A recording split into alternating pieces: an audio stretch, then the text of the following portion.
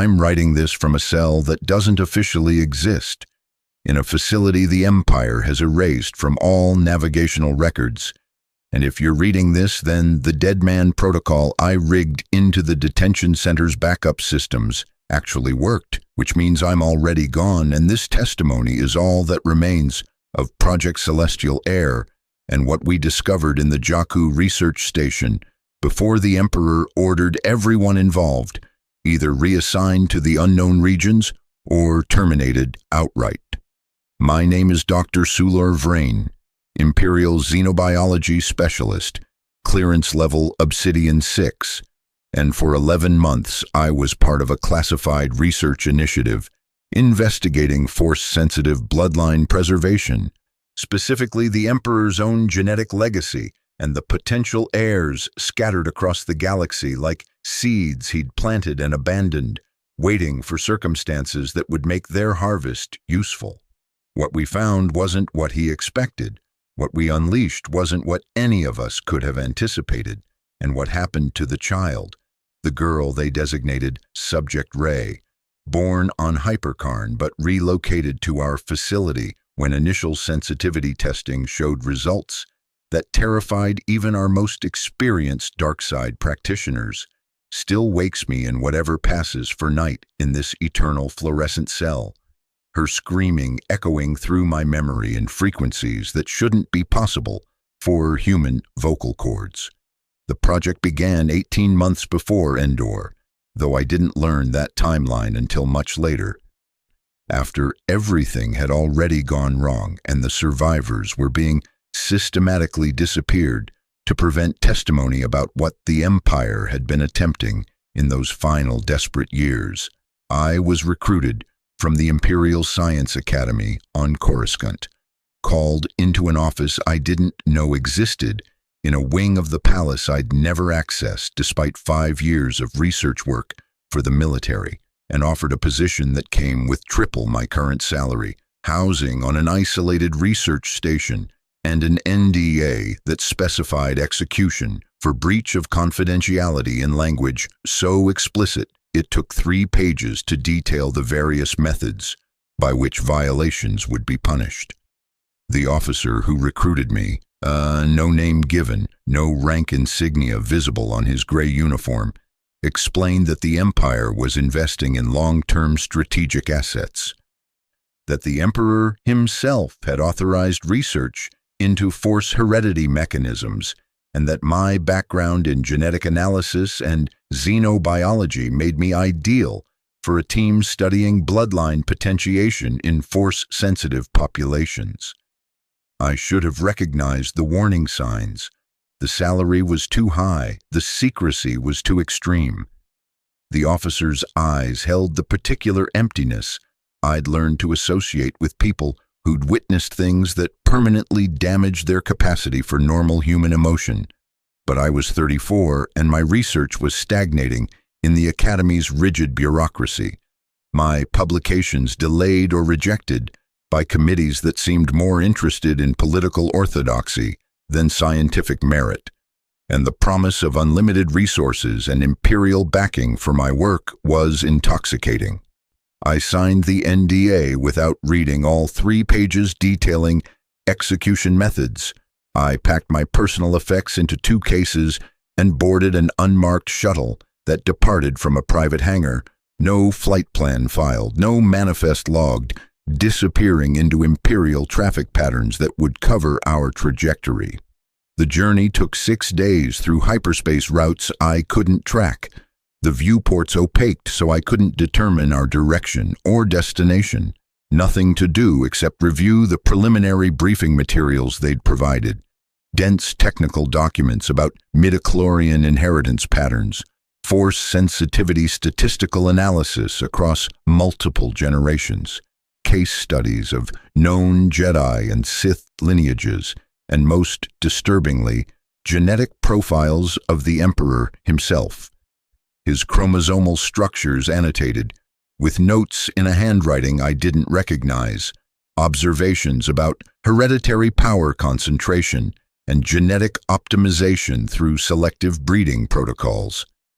Reading that material in the shuttle's cramped passenger compartment, I began understanding what I'd actually agreed to. But by then we were deep in hyperspace, and turning back wasn't an option. Assuming the pilots would have honored such a request, which I doubted, we emerged from hyperspace above Jakku, which shocked me because Jakku was a worthless desert world with nothing of strategic or scientific value, precisely the kind of planet the Empire ignored except as a dumping ground for decommissioned equipment. But as we descended through atmosphere, I saw the research station, enormous and gleaming, built into what looked like ancient ruins, structures that predated the Republic by millennia, their architecture suggesting the kind of civilization that possessed technology or Force knowledge lost to current galactic understanding.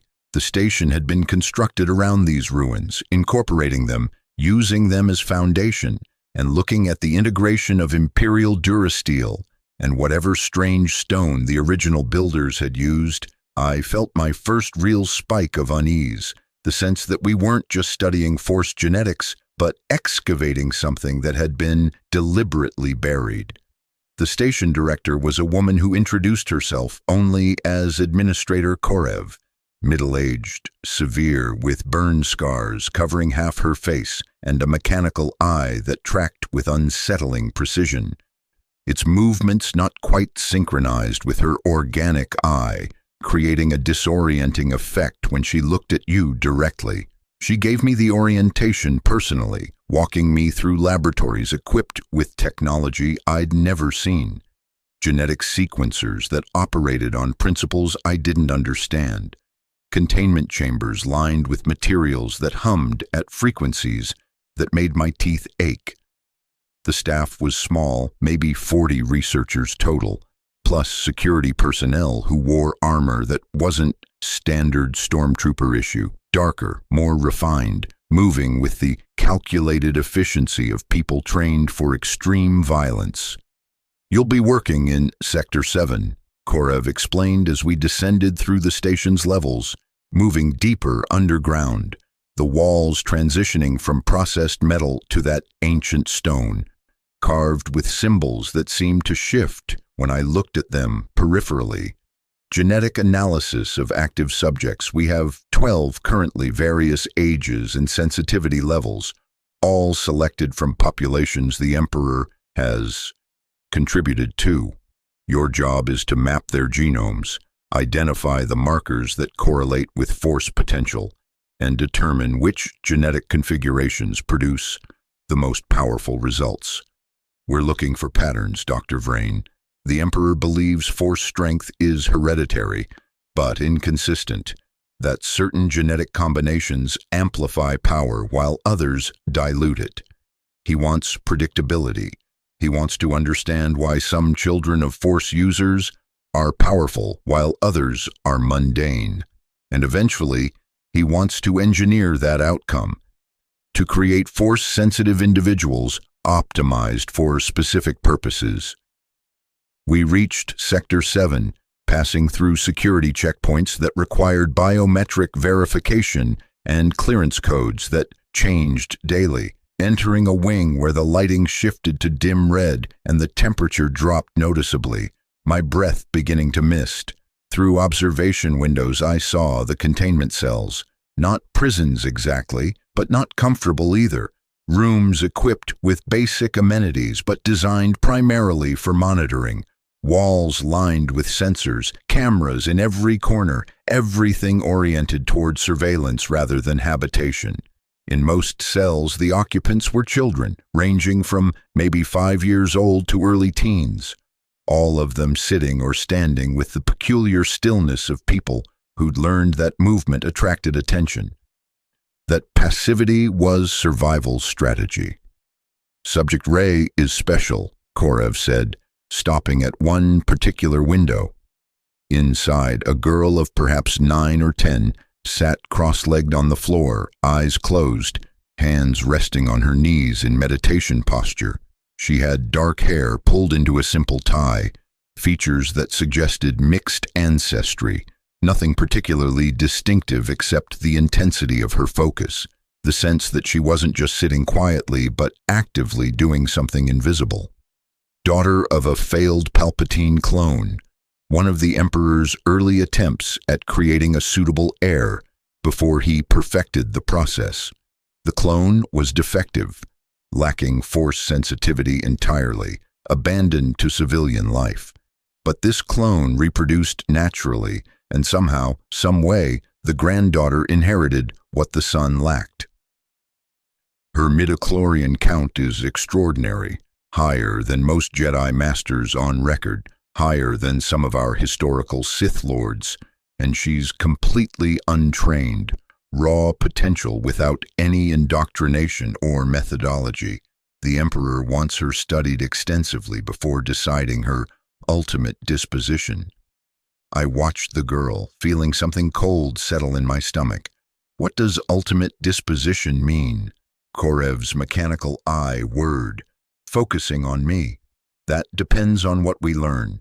If her genetics can be replicated, she becomes a template. If they can't, she becomes a resource. Essence transfer candidate, power source, experimental subject for procedures too dangerous to risk on more valuable individuals. The Emperor has plans within plans, Doctor. Our job is to provide him data. What he does with that data isn't our concern. That should have been the moment I refused, should have been the line I wouldn't cross. But I was already here, already complicit, already signed to an NDA that specified execution for breach. And what was I going to do? Steal a shuttle and flee to where? The rebellion? I wasn't naive enough to believe they were heroes, just terrorists with better propaganda. The Empire was brutal, but it was order, it was stability, and my role was science, just analysis and documentation, not whatever implementation might follow.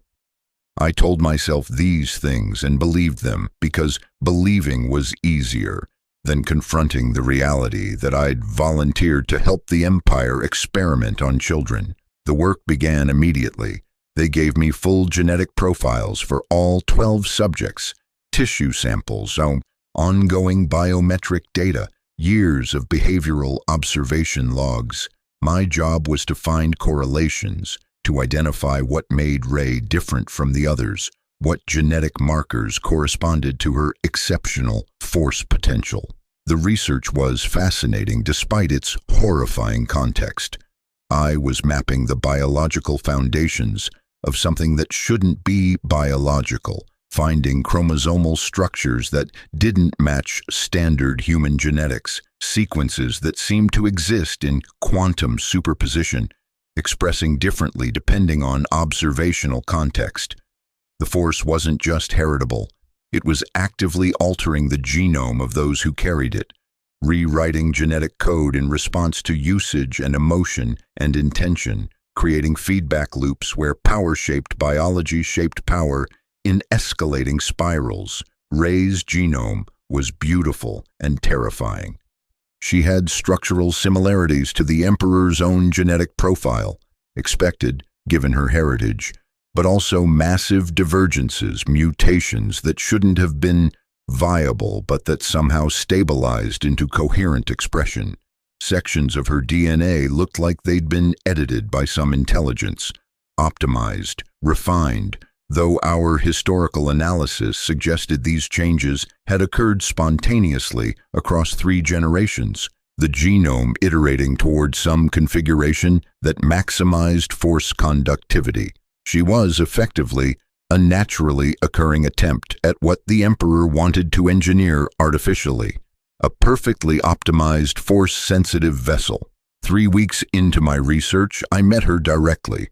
Korev arranged it, wanting me to conduct detailed physical examinations, take additional tissue samples, run cognitive tests that required interactive participation. They brought her to my laboratory in restraints, not because she was violent, but because protocol required physical control of all subjects during movement, and sat her in the examination chair while I prepared instruments.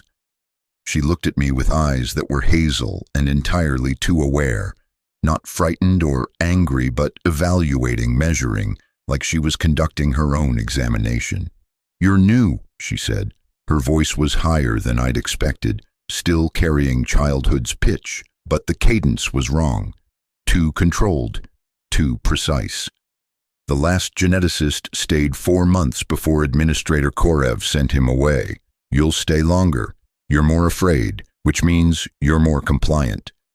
"I'm not afraid," I said automatically, a lie transparent enough that she smiled. "Everyone here is afraid," she said. "The researchers are afraid of the administrator. The administrator is afraid of the emperor. The emperor is afraid of dying.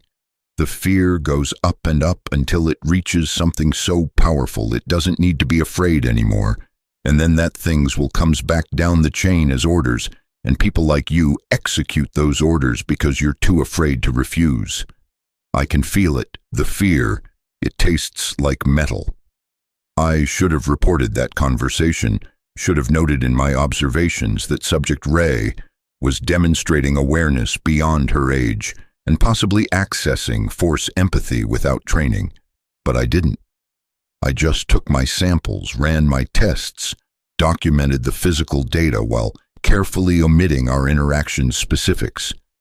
I told myself it was scientific objectivity, avoiding subjective impressions that might bias analysis. Really, I was already compromised, already starting to see her as a person rather than a subject, which in this context was dangerous for both of us. The nightmares started around week 5. Nothing dramatic initially, just dreams where I walked through the station's corridors and they extended forever, curving in impossible directions, doors opening onto rooms that shouldn't exist within the facility's architecture. In these dreams, I heard voices, whispers in languages I didn't recognize, and occasionally I'd see figures in the shadows, robed and masked, watching me with attention that felt predatory. I attributed the dreams to stress and the station's oppressive atmosphere. We were underground in ancient ruins on a desert planet, working on classified projects involving children. Of course, my subconscious was generating anxiety imagery, but the dreams persisted and intensified. I started seeing the robed figures while awake, just peripherally, vanishing when I turned to look directly. I started hearing whispers during the day, voices that seemed to come from the walls themselves, speaking words that made sense in the moment but that I couldn't remember afterwards, like they were being deleted from my memory as quickly as I heard them. Other researchers reported similar experiences, and Korev dismissed them as Force echo phenomena, residual psychic energy from the ruins interacting with the sensitive subjects we housed. Nothing dangerous, just environmental background radiation of a sort. Month 3, the experiments escalated. The Emperor himself visited, arriving without warning, the entire station locked down. All personnel confined to quarters except those he specifically summoned.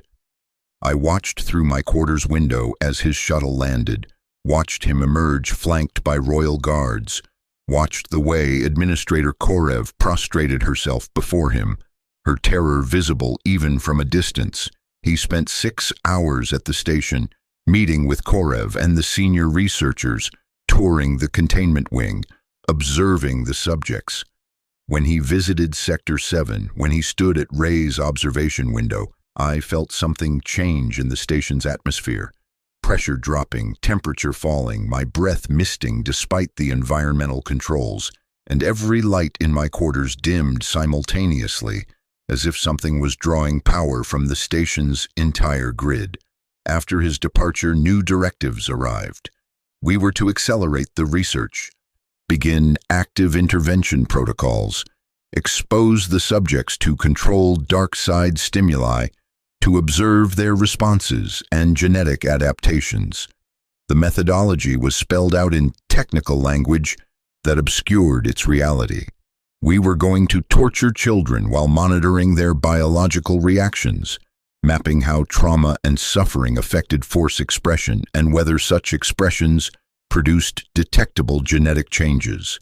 The medical staff protested, not from ethical concerns but from procedural ones. arguing that such extreme testing might damage valuable subjects. Korev overruled them. The Emperor's orders were explicit. We would proceed. I was assigned to Rey's testing. They wanted continuous genetic monitoring during her exposure sessions, tissue samples before and after, comparative analysis to identify any cellular-level changes induced by dark side proximity. The first session, they placed her in what they called the resonance chamber, a room carved from the ancient ruined stone, walls covered with Sith glyphs that glowed faintly red when activated, floor inscribed with geometric patterns that hurt to look at directly. They secured her in the center with restraints that were probably unnecessary. Where could she run? And activated the room's systems. I watched through observation glass, instruments arrayed before me, sensors implanted in her body transmitting real-time biometric data to my monitors. The glyphs brightened. Rey gasped, body going rigid, and I saw her vitals spike, heart rate doubling, neural activity exploding across all measurable frequencies covered by electrical patterns in her nervous system that suggested her entire body was lighting up like a circuit suddenly connected to massive voltage. She started screaming, not the scream of physical pain, but something else, something that sounded like multiple voices overlapping, like she was channeling or expressing something far larger than herself. The genetic data showed immediate changes, chromosomal structures I'd been tracking, suddenly shifting expression, dormant sequences activating, her genome rippling with alterations that occurred in real time, her biology rewriting itself in response to whatever the chamber was doing to her. They ran the session for 7 minutes before her vital signs became dangerous enough to warrant termination. When they extracted her, she was unconscious, body limp. And when we took post-exposure samples, her genetic profile had measurably changed. Not dramatically, not enough that she'd become something inhuman, but enough that the differences were detectable, enough that whatever optimization process had been occurring spontaneously across generations had just been forcibly accelerated. I documented everything, wrote the report in clinical language that described the procedure without capturing the horror of a child screaming in frequencies that made blood vessels rupture, that described the genetic data without acknowledging that we'd just weaponized suffering to forcibly evolve a human being. The sessions continued, twice weekly, then 3 times, then daily as Korev received new directives from the Emperor, demanding faster results.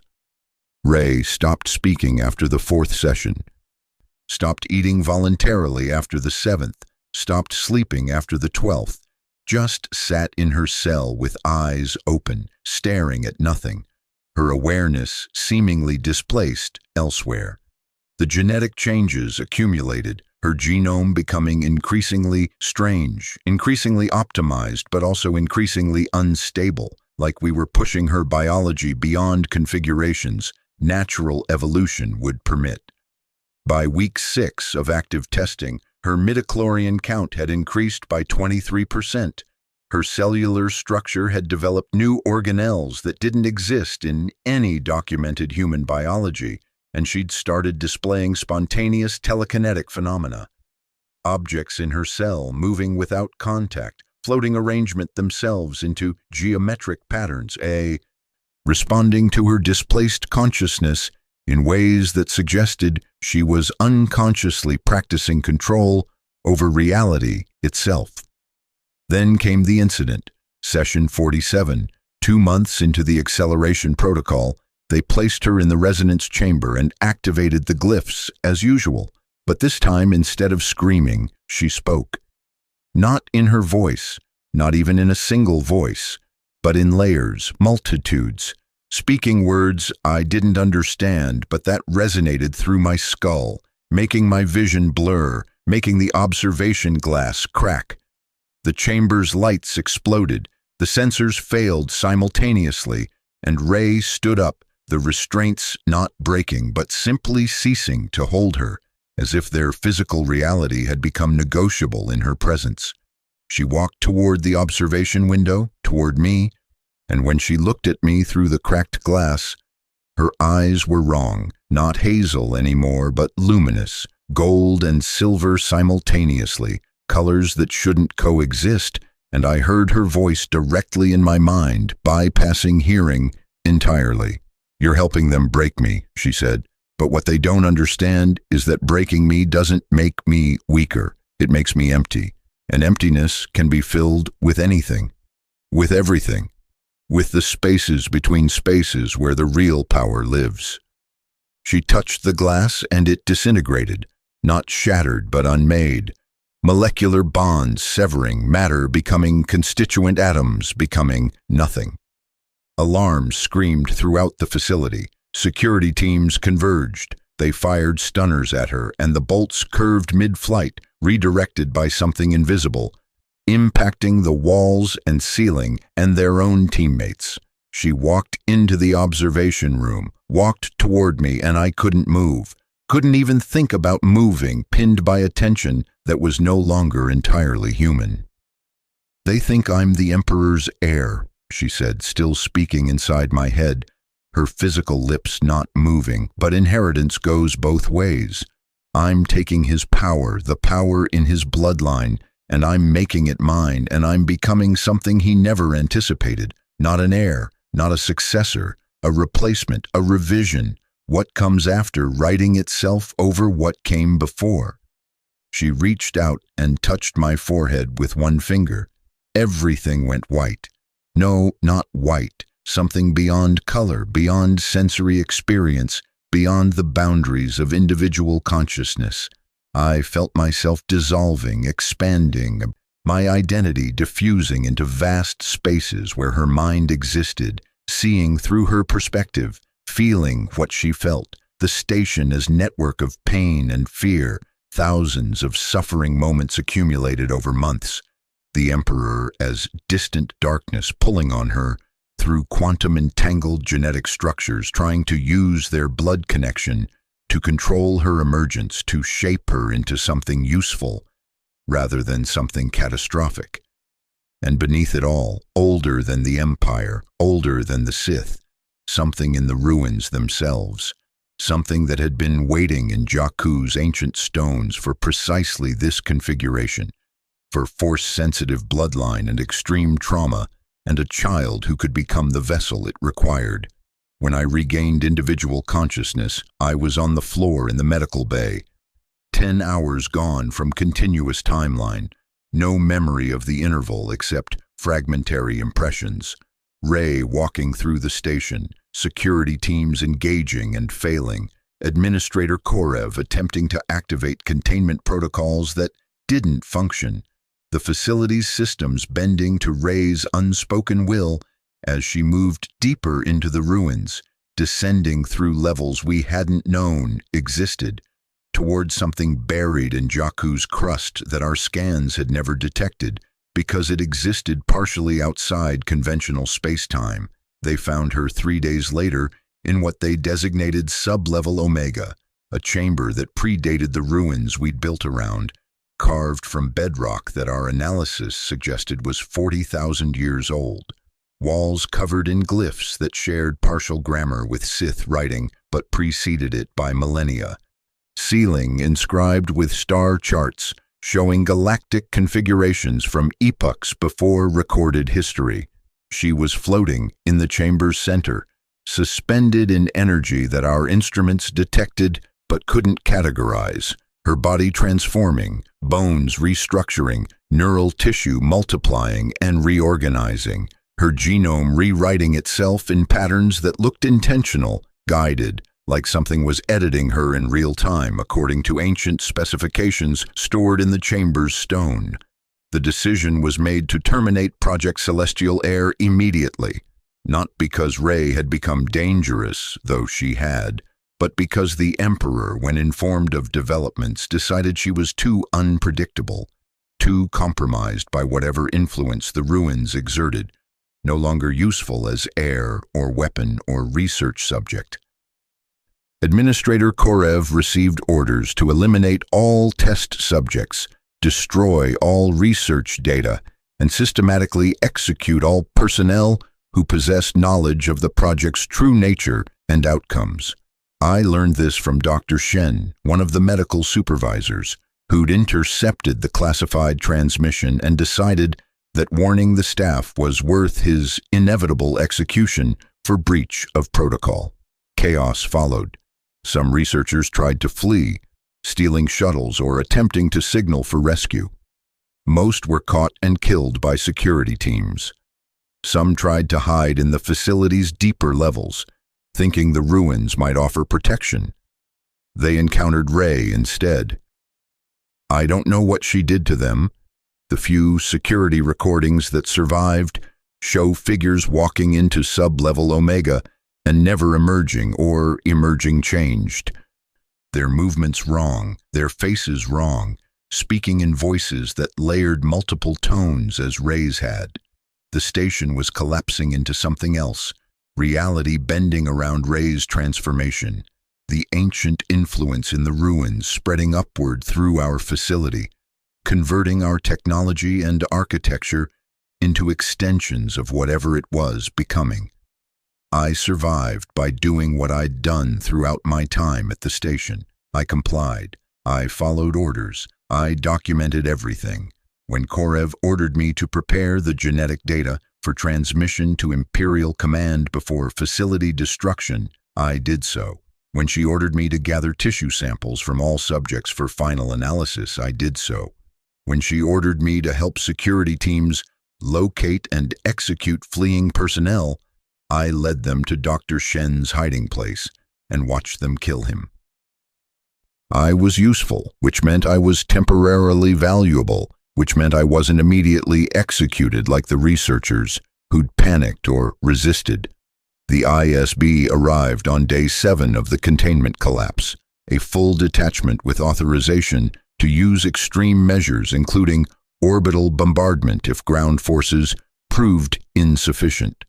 They locked down the station's surface levels, established perimeter defenses, and began systematic descent through sector by sector, eliminating all biological contacts, whether they were original personnel or the things personnel had become after exposure to whatever was spreading from sub-level Omega.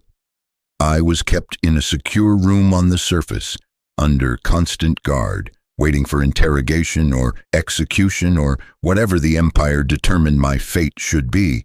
I never learned what happened to Rey, whether the ISB teams managed to terminate her or whether she descended beyond their reach into Jakku's depths, where old powers slept.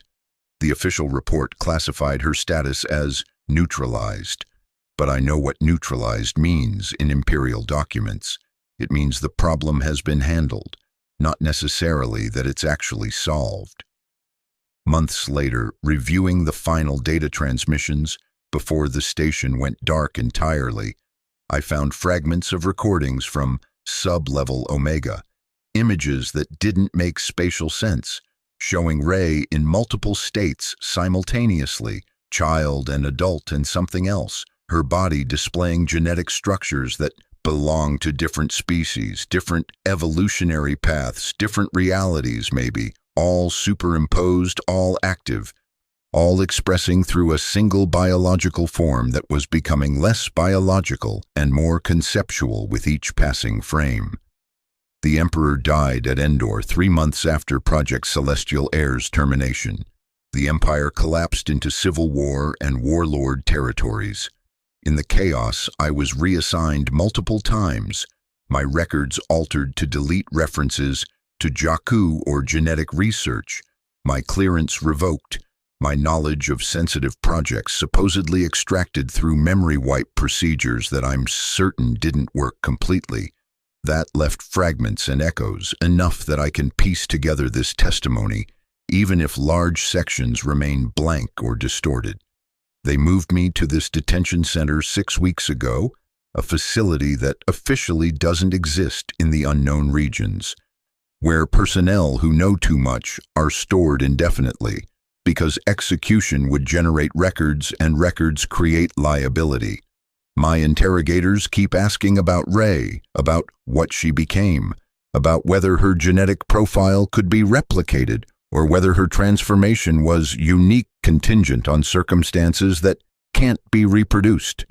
I tell them everything I remember, which is never enough, which is always insufficient, and they keep asking, keep extracting testimony that goes nowhere because the empire that commissioned Project Celestial Air no longer exists, and the successor factions that inherited its resources don't have the infrastructure or authority or unified command to do anything meaningful with the knowledge. But sometimes in this cell, in the quiet hours between interrogations, I feel her attention, not constantly, not invasively, just occasionally, like she's checking in, observing me from vast distances or from spaces adjacent to conventional reality, her awareness having expanded beyond anything we could have predicted or controlled. Sometimes I hear her voice, not speaking to me directly, but as if I'm overhearing conversations she's having with herself, across different times, different versions of herself, diverging and conferring, discussing what she's becoming and what that becoming means for the galaxy's future or futures, because I get the sense she exists in multiple timelines now, her transformation having untethered her from singular causality. I don't know if she's threat or victim or something beyond either category. I don't know if the Emperor's plan to create a perfect heir succeeded in perverted form, producing not his successor but his replacement, not someone who'd inherit his empire but someone who'd override it, rewrite it, become something that makes his ambitions seem parochial and small. I don't know if what emerged from sub-level Omega is still Rey in any meaningful sense, or if she's been wholly consumed by whatever intelligence sleeps in Jakku's ancient stones, wearing her genetics as interface between its realm and ours. What I know is that I helped create her, that my research and compliance and cowardice contributed to pushing a child beyond human limitations into something unprecedented, that I documented her suffering and transformation with scientific detachment, while never allowing myself to fully recognize the monstrosity of what we were doing. I know that I chose survival over resistance repeatedly, that I led Dr. Shen to his execution to preserve my own utility, that I filed reports in clinical language that obscured the reality of children screaming in chambers designed to weaponize their pain. I know that I'm complicit in an atrocity that most of the galaxy will never learn about, that Project Celestial Air's records have been classified and destroyed and scattered across factional archives where they'll decay into legend and then be forgotten entirely. And I know that somewhere, sometime, in this timeline or another, Rey exists, not as the Emperor's heir, but as something he never could have anticipated, something that inherited his bloodline's power and then transcended it, that took everything the Empire tried to do to her and inverted it, that became not the weapon they intended, but the consequence they deserved. Whether that consequence manifests as salvation or catastrophe or something beyond either category, I cannot predict. I just know that I helped make it possible, that my hands are stained with whatever emerges, that I will carry this knowledge until whatever passes for death in this cell that doesn't officially exist, and that this testimony is all the atonement I can offer. The girl who sat cross-legged in containment, meditating with focus beyond her years, is gone. What remains is unprecedented. What awakened is beyond legacy. What inherits isn't what was expected, but what was summoned by our attempts to control power we never understood. Her name was Rey. She was 9 years old when I met her. She was the Emperor's granddaughter, supposedly, his heir, supposedly, his designed successor, supposedly. She became none of those things. She became something the galaxy has no language for yet, something that will require new categories, new definitions, new frameworks for understanding what power means when it transcends singular identity and spreads across possibility itself. I helped break her. In breaking, she became something unbreakable. That's the unprecedented awakening, the legacy that isn't inheritance but transformation, the story the Empire tried to write and that rewrote itself, using our brutality as ink, using our ambition as parchment, using our arrogance as binding for a text we could never fully read. This is my testimony. This is my confession. This is what remains of Project Celestial Air and the thing we made when we tried to engineer the Force and instead taught it to engineer us. I don't expect forgiveness. I don't expect survival. I expect the dead man protocol to trigger when my vitals flatline. Expect this document to propagate through networks I barely understand. Expect someone somewhere, sometime to read it and understand that the Empire's greatest project didn't fail. It succeeded beyond all parameters, creating not a controllable heir but an uncontrollable consequence, not a weapon but a transformation, not an endpoint but a beginning of something none of us anticipated or wanted or can stop. Her name was Rey. What she became has no name. What awakened is still awakening, and I helped midwife it into being, one compliance at a time, one rationalization at a time, one documented atrocity at a time, until the sum of my small cowardices produced something vast and terrible and beautiful and utterly unprecedented. This is my confession. This is my testimony. This is what I know and what I fear and what I cannot change. The legacy isn't hidden anymore. It woke up, and we have no idea what happens next.